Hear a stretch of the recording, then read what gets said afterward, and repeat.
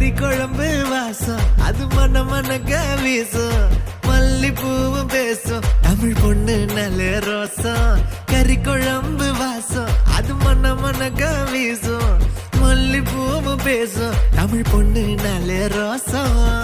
முறைச்சு பார்த்தாலே எனக்கு கேராகும் சூடா பார்த்தாலே சோடாவும் வீராகும் முறைச்சு பார்த்தாலே